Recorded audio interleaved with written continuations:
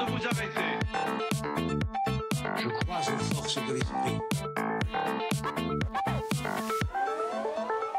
Bonsoir et bienvenue pendant le 20h pour ce premier numéro du Culture Club de la saison. Tous les vendredis, nous poserons une question de société, d'histoire, même de philosophie. Et nous tenterons d'y répondre par le prisme de la culture. Et à mes côtés, les premiers membres du club, Marie-Ange Philippe, bonsoir. Marie-Ange. Inès Morat, bonsoir ma chère Inès, je suis très heureux que vous soyez à nos côtés pour ce premier numéro. Marie-Ange également, mais bon, c'est pas la même chose. Xavier Affre, évidemment, et Marcel Petricciol. Bonsoir mes chers camarades. Bonsoir. Oui, c'est le premier Culture Club de la saison. Je suis vraiment très heureux d'ouvrir ce club en votre compagnie.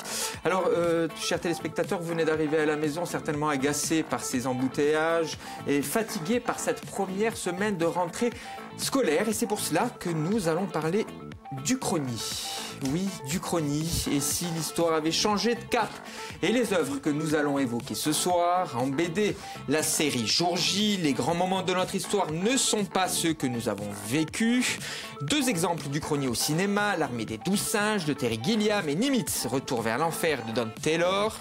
En livre, Eric Emmanuel Schmitt et sa biographie romancée et même controversée d'Hitler. Et notre bonus track, la série The Man in the White Castle, quand Ridley Scott investit l'univers de Philippe K. Dick.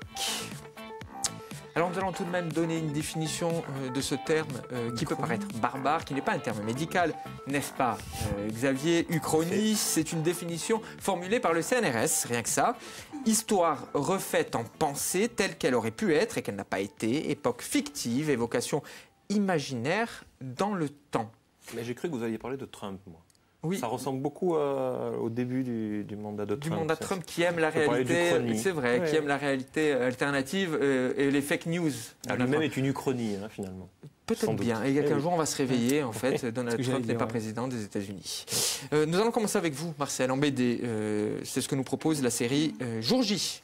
L'excellente série Jour J de Fred Duval et Jean-Pierre Pecot aux éditions Delcourt. Alors nous sommes vraiment avec cette grande saga de bande dessinée, dans cette terminologie l'Uchronie, dans cette définition, l'histoire qui change de cap, qui change totalement de cap. Vous avez dit grande saga, parce qu'on est à un 29e tome qui est sorti, voilà, que nous proposent ces deux scénaristes. Alors je vous dis, c'est une série à multidessinateurs. Pourquoi? Parce que c'est une série qui a 3-4 albums par an en sortie. Donc c'est pour ça qu'il faut beaucoup de dessinateurs. Et on est vraiment, vous l'avez dit, dans l'Uchronie, c'est ce petit grain de sable qui va faire que l'histoire telle que nous la connaissons va déraper. Un petit quelque chose, comme dans le premier tome, ce petit quelque chose, c'est un micro-météorite qui va faire exploser Apollo et les Russes vont arriver les premiers sur la Lune. Après tout, pourquoi pas, hein? Alors ce qui est génial, c'est que ça couvre toute notre histoire, de l'Antiquité jusqu'à nos jours.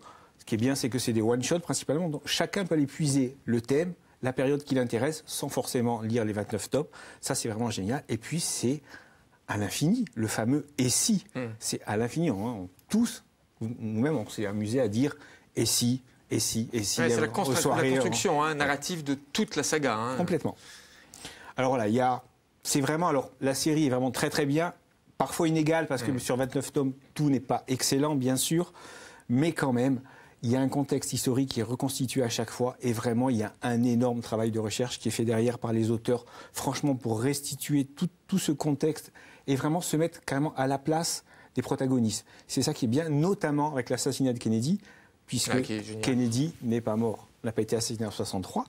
Et là, vraiment, c'est comme ils sont à la place de Kennedy. Ils pensent comme Kennedy. C'est en ça que cette série est très, très intéressante. Ça parle même de géopolitique. Normalement, des épisodes qui se passent avec les Khan et les principaux princes héritiers du christianisme. Et là, on est vraiment dans la politique. Ça, vraiment, c'est vraiment génial parce que tout est abordé. Et y compris, moi, il y a un épisode que j'aime beaucoup. Si Spartacus n'avait pas été à Rome, mais en Sicile, il aurait fondé un État indépendant. Donc voilà, c'est toutes ces petites choses qui font que l'histoire dérape. Une série qui traite, vous l'avez dit Marcel, c'est important de le souligner, de géopolitique, avec cet axe, je vais y revenir, on va y revenir durant toute l'émission, c'est le fil d'Ariane, l'Uchronie et si l'histoire avait changé de cap. Inès. Oui, alors j'ai beaucoup aimé. On est un petit peu dans l'atelier de chimistes bricoleurs. Alors aussi minutieusement documenté que déjanté. D'un côté sur une étagère, vous avez Paris en bouteille, Lutèce en amphore. Pas loin des poules un petit peu mutantes vous sourient de tous leurs dents. Pendant qu'au fond, les scénaristes ajoutent un peu de ci, un peu de ça aurait pu pour faire réagir l'histoire. Résultat, tout un tas de réalités alternatives. Alors, suspendu dans un non-temps où le Titanic, par exemple, n'a pas sombré, où George Washington devient le père adoptif de Napoléon, et où Ponce Pilate gracie Jésus. Et comme tu prenais l'exemple des Russes qui arrivaient les premiers sur la Lune, donc si sur Terre c'est plutôt l'ambiance guerre froide, en revanche en haut, c'est un petit peu plus chaud entre militaires qui tombent enceintes et troc de cannabis contre la vodka posée sur place. Donc oui, on s'en va loin, on plane haut, mais l'Uchronie ici, ce n'est pas le personnage principal, c'est vraiment le point de départ d'une histoire à part entière qui sera développée. C'est vraiment un labo où les scénaristes expérimentent sans cesse, une impression, comme tu l'as dit, encore renforcée par le fait que le dessinateur change à chaque fois. Alors, même si on a droit à quelques recettes quand même, tu me contrediras pas, la théorie du complot revient beaucoup, la formule prend. La théorie du complot, de toute façon, c'est un des grands thèmes des scénaristes qui s'amusent avec le jeu de l'Uchronie. Très rapidement, Marcel, quelques mots sur le dessin. Dessin vraiment forme classique. On est dans le classicisme parce que c'est une série qui a voulu plaire au plus grand nombre.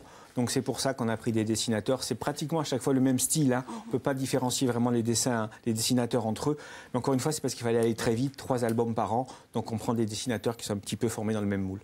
Jour J de Fred Duval et Jean-Pierre Pécaud, c'est aux éditions Delcourt. On va passer au cinéma avec vous, Xavier, L'Armée des 12 singes de Terry Gilliam, sorti en 1995 avec Bruce Willis.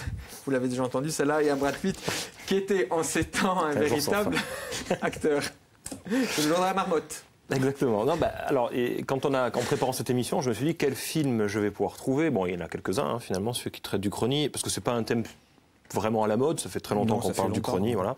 Et celui-là me paraissait celui qui représente le mieux. Ce qu'on voulait montrer dans l'émission, c'est expliquer un peu ce qu'était ou ce que sont les différentes facettes de l'Uchronie. Et c'est vrai que Terry Gilliam s'est appuyé sur le travail de Chris Marker. Alors j'encourage évidemment tous les téléspectateurs à voir le travail de Chris Marker. Nouvelle Vague, mais c'est pas forcément très connu, c'est très abstrait. Le travail en question s'appelle La Jetée. Et dans La Jetée, c'est quasiment la même histoire. Bon, même si évidemment, c'est pas du tout la même façon de faire. Chez Chris Marker, c'est abstrait, expérimental. Chez Terry Gilliam, c'est plutôt hollywoodien. Alors en gros, l'histoire, elle est assez simple. On part toujours des mêmes postulats de départ. L'humanité n'existe quasiment plus. Un virus a tué tous les humains. Certains vivent, ils sont survivants, sous terre. Et puis on va charger un homme, John Cole, qui est joué par Bruce Willis, de partir. On va le charger de faire un voyage dans le temps, pour remonter le temps et voir comment on en est arrivé là. Et éventuellement d'éradiquer le virus. Alors peut-être pour voir quelques images, on regarde un extrait de la bande-annonce. Bon, on est en train de le voir, mon cher Xavier.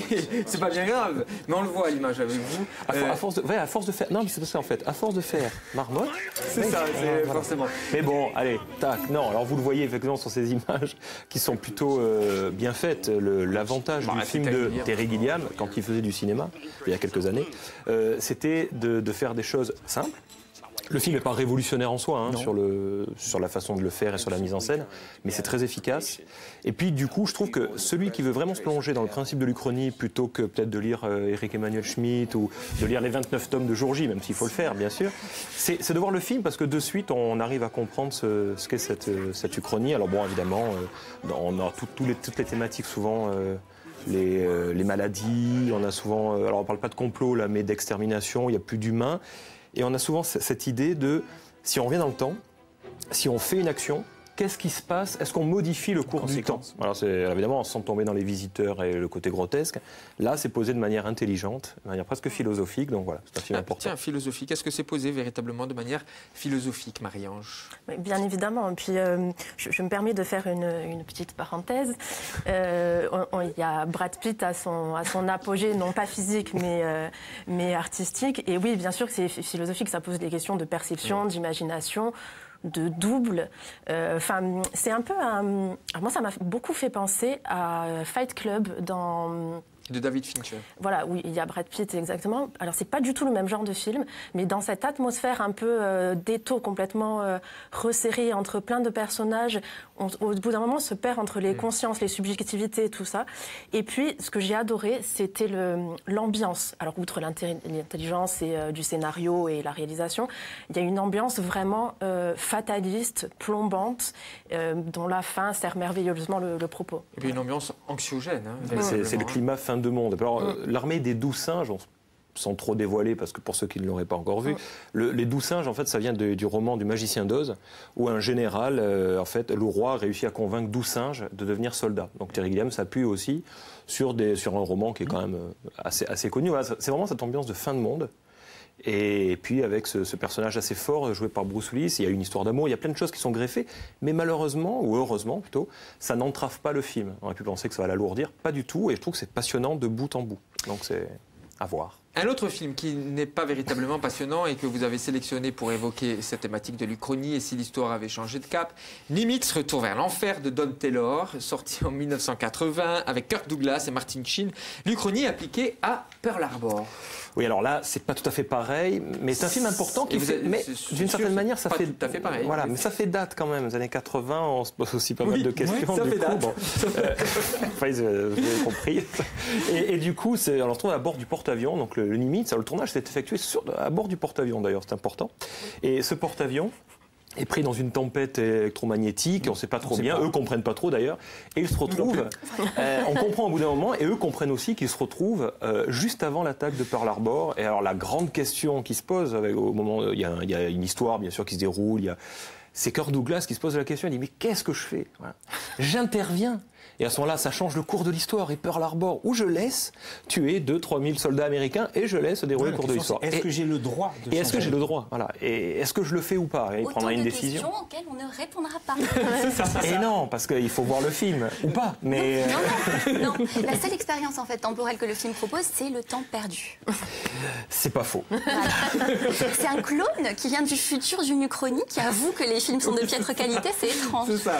C'est Kirk Douglas quand même, puis Martin Sheen. Il faut avoir un peu de bienveillance pour ces deux grands acteurs qui s'amusent et puis qui ont touché un cachet certainement intéressant. Hein. Pour payer les pas impôts. d'Uchronie, celui-là. Oui, voilà. Pour payer les impôts. Non, mais plus sérieusement, le film il parle d'Uchronie, mais là où il est intéressant, je ne sais pas si je peux vraiment le dire comme cela, mais c'est une question aussi sur le libre arbitre. Et c'est vraiment ça qui est l'axe central du film. Qu'on retient du film. Au-delà, au-delà de la dimension historique, c'est le libre arbitre. Oui. Ça, c'est la limite de l'Uchronie. La limite, c'est l'histoire, en fait. Ouais.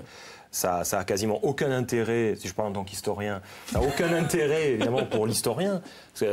Marcel l'a dit, on peut multiplier ça et si, donc ça n'a aucun intérêt.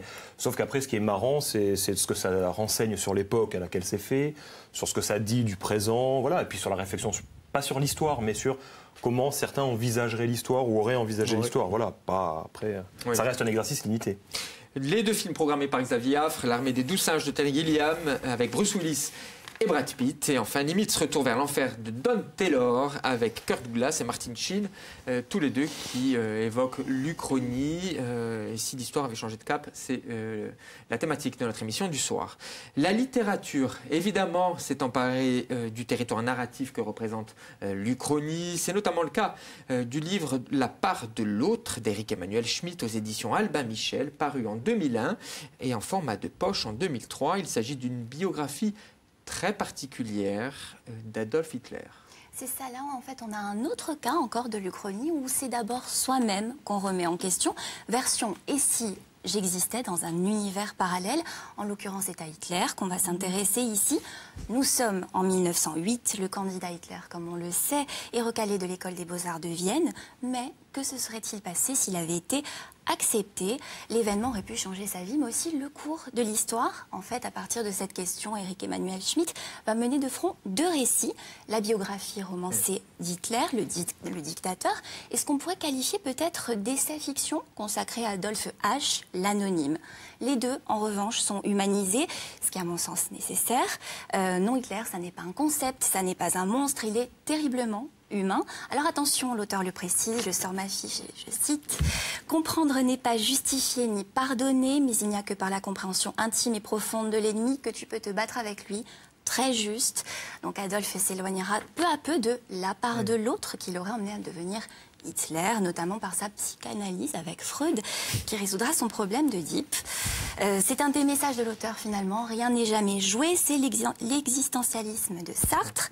Je vais laisser 2 secondes la parole par contre à ma jumelle maléfique en provenance d'un univers parallèle pour dire que le propos conduit quand même à un schématisme psychologique et que l'histoire va faire Hitler autant qu'Hitler va faire l'histoire.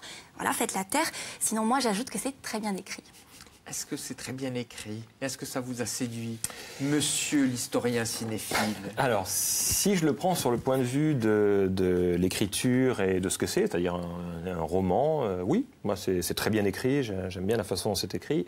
Après, encore une fois, c'est les limites la frontière entre le roman et l'histoire et que ce soit mal perçu par certaines personnes, même si Éric Emmanuel Schmitt n'a jamais prétendu faire œuvre d'historien pur dessus. Mais que les gens lisent et disent bah tiens, il dit Hitler et on apprend quelques éléments. Pas vraiment. En fait, voilà, c'est un peu le reproche, c'est-à-dire que c'est un peu la limite aussi du Uchronie, c'est que c'est un très bel exercice, mais il ne faut pas confondre ça avec de l'histoire. Voilà, moi je trouve ça un petit peu trop psychologisant pour moi. Mais après, il y a des aspects intéressants. Éric Emmanuel Schmitt, Inès, fait tout de même la différence entre la dimension psychologique et la dimension stylistique, très littéraire, purement littéraire, fictionnelle. Hein. C'est ça qui est intéressant dans le livre. Hein. C'est surtout cela. Hein. Oui, les 2 récits qui sont menés en parallèle, bien sûr. Non, mais c'était pour... c'est ma jumelle maléfique. Mais j'ai bien saisi, mais vous allez défendre votre choix tout de même. Non, Marcel, juste quelques mots. Marcel, notre libraire, sur Éric Emmanuel Schmitt. On l'a dit, le style, il est essentiel. Il est concomitant à chaque fois de ses histoires. Éric Emmanuel Schmitt, c'est avant tout un formidable conteur. Un romancier, un conteur, bien sûr. Il faut prendre ce livre comme un roman. De toute façon, ce n'est qu'un roman. Hein. C'est un exercice de style, mais ce n'est qu'un roman. Hein. Il le dit, hein, il a été controversé quand il dit que s'il n'y avait pas eu Hitler, il n'y aurait pas eu le nazisme. Hitler, ce n'est pas le nazisme. Hein, et il y en avait d'autres, hein, les Goebbels et compagnie étaient là aussi. Donc c'est un très bel exercice de style, c'est super bien écrit. Franchement, il a une écriture qui est parfaite. Éric Emmanuel Schmitt, il faut le prendre pour ce que c'est, un simple roman. C'est ça. La part de l'autre, d'Éric Emmanuel Schmitt aux éditions Albin Michel, vous voulez rajouter Oui, non, mais c'était pas... Je fais la triplée magnifique. Enfin, pas maléfique pour le coup. Dans cette émission, ce soir, il y a beaucoup de maléfiques. Non, c'était pas maléfique parce que justement, j'allais dans le sens d'Inès. Ce qui est intéressant aussi dans ce livre, c'est que, bien sûr, et si Hitler avait été reçu aux Beaux-Arts, il n'aurait pas été Hitler. Mais c'est aussi de se rendre compte que chacun d'entre nous peut être un Hitler potentiel, en puissance, puisque c'est un homme, c'est une femme comme les autres. Voilà. C'est que la bête immonde peut toujours exister en chacun de nous. Enfin, j'espère pas, mais en tout cas, c'est la thèse d'Éric Emmanuel Schmitt. Hein.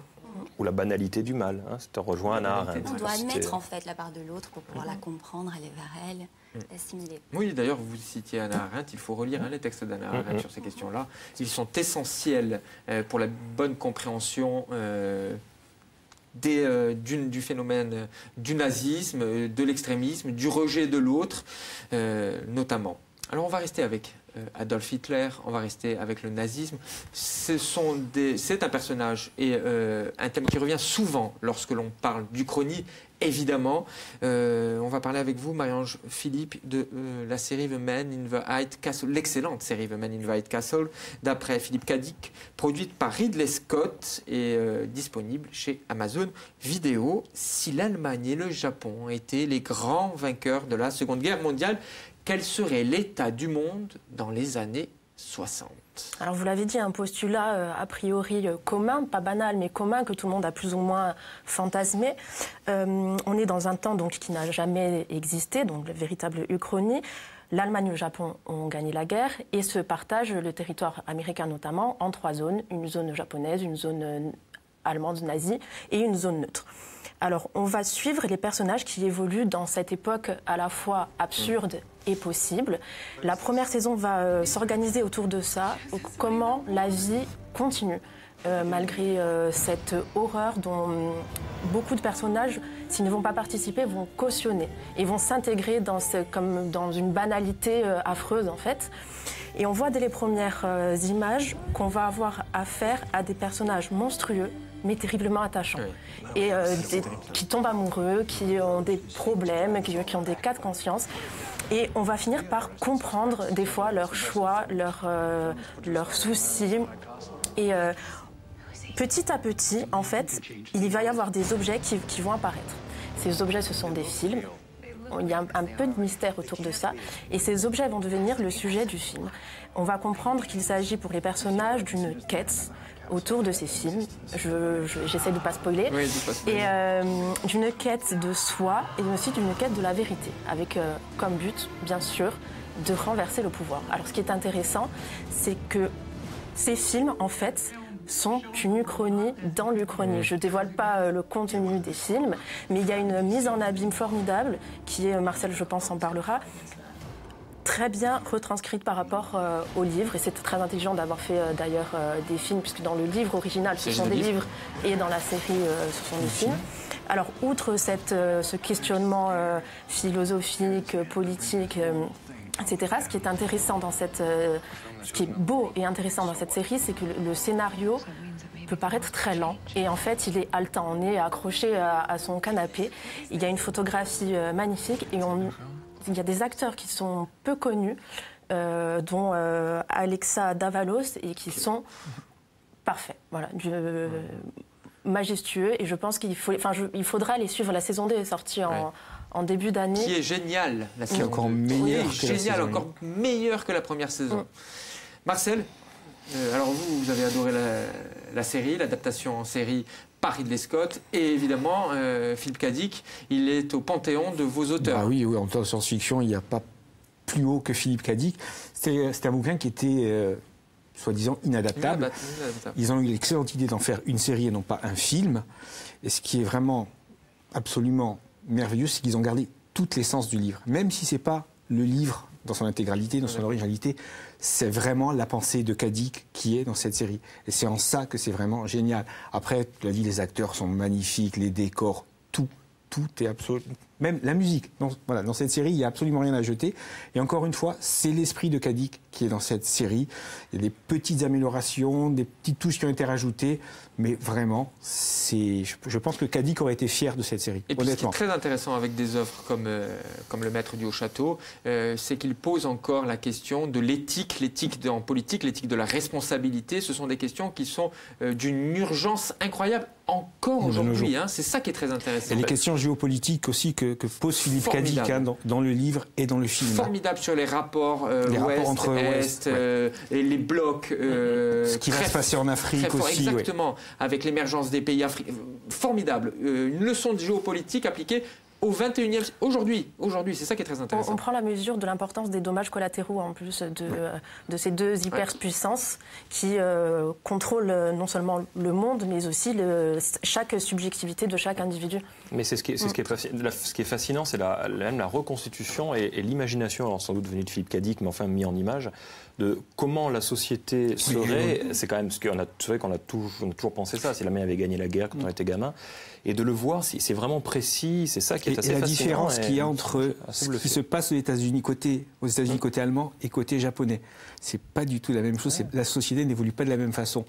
Les Japonais s'intéressent beaucoup à l'histoire américaine, alors que les Allemands la gomme complètement. Non, c'est la suprématie allemande. Oui. Alors que vous avez raison, dans la série, y compris dans le livre, les Japonais s'intéressent à la culture américaine. C'est ça qui est formidable. Inès. Oui, c'est ça, on a un renversement des codes culturels, vraiment. Et pour conclure, peut-être, on va dire que l'Uchronie, c'est quand même la quête de sens par la théorie du chaos. Oui. La quête de sens par la théorie du chaos. Tiens, ça me donne une petite idée, un moment de l'histoire non chaotique peut-être, que vous auriez aimé changer, parce que nous essayons de répondre à cette question Uchronie, et si l'histoire avait changé de cap. Cette fois-ci, c'est le moment de conclure avec Marie-Ange. Alors, il y en a trop parce que on aurait tous aimé changer de, bien sûr, la Shoah, les attentats. Donc il y en a vraiment trop. Donc je vais égoïstement, secrètement, j'aurais aimé passer ma vie avec Xavier. Voilà, secrètement. Ça, c'est une uchronie. Est-ce encore possible? On ne sait pas. Mais... C'est un peu d'utopie. Ça, c'est l'utopie. N'oublions pas C'est qu'on une a mis autre cette réalité. émission sur la thématique de la réalité alternative et que nous avons cité Donald Trump. Est-ce que Donald Trump est encore président des États-Unis? Est-ce que Marie-Ange Philippe est peut-être en couple avec Xavier Affre? Ça, je ne sais pas, c'est une réalité C'est peut-être une alternative. dimension, Ce que je vous souhaite tout de même, que ce soit une réalité alternative, Marie-Ange. Ce que je vous souhaite.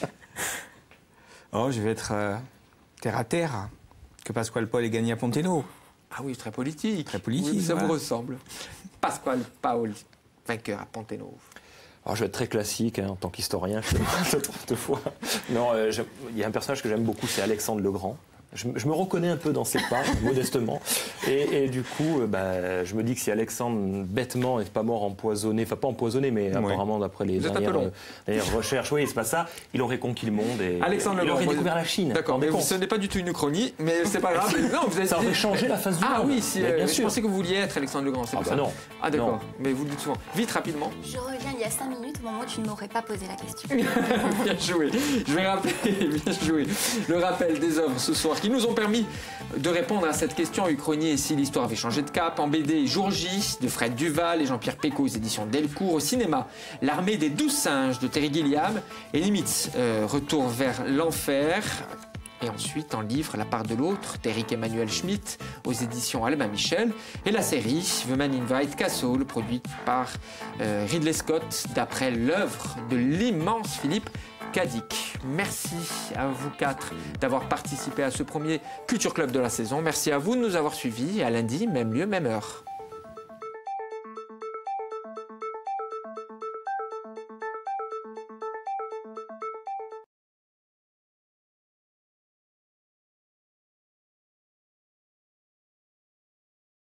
Mais En pot écrit, de toute façon. Oui, on sait plus, c'est un flou constant, on est distinct. On peut y aller? ouais. On a encore filmé, on doit faire semblant. Non, c'est bon. Oui, ça fait bizarre hein, quand tu files la même émission pendant 3 jours. Et... Ouais. C'est nul. Hein? Je me suis trompé. Mais d'ailleurs, j'ai vu qu'ils ont lancé, je crois, l'extrait The Man in the White. J'ai pas lancé la bande-annonce. Non, mais il faut pas la lancer. On lance plus de bande-annonce. Et non, c'est lui qui s'est trompé. C'est Non, lui qui- mais The Man...